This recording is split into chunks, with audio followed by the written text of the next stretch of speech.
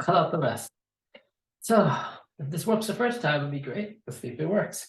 So I'm gonna do it up here. About 66, 56. We'll look at the video. Nah, that's horrible.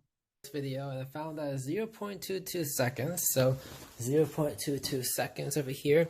And look at that video, it's about 50 inches and 66 inches, so 16 inches from over here to over here.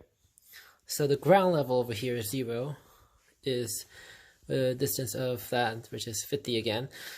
So it's 0.022 seconds to go over here, and 16 inches from the distance to over here, and then using any equation you want, you could probably figure everything out.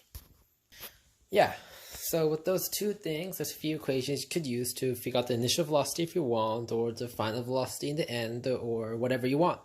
You could probably figure out the x direction too by figuring out the time. I already know what this is going to be over here. The point over here would be t equal 0.44 seconds, just because it's going to be double. Then you can use the other equation to, alright, and then you can figure everything else out, right? Just so you know, something that tricks a lot of people is that mass does not matter in these equations. Just something to note. Unless you go for really big objects, then you have to use, oh my god, MMR squared thing, which we don't talk about.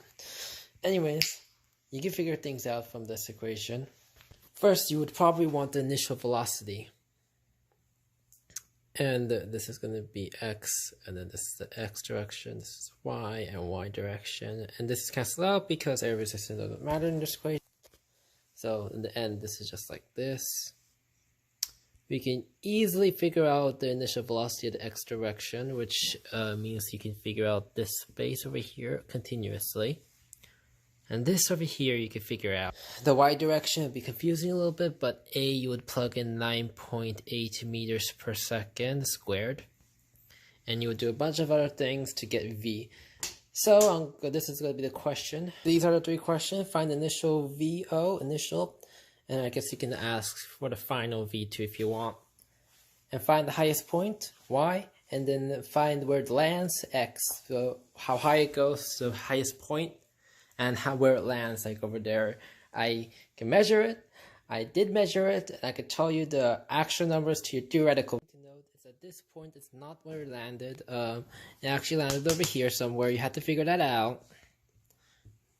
And then the second thing to note is inch to meters ratio. But since we're in science, you have to convert the inches into meters. So 0.0254 meters is 1 inch. Please find the initial velocity and the final velocity. Find the highest point. Find where it lands.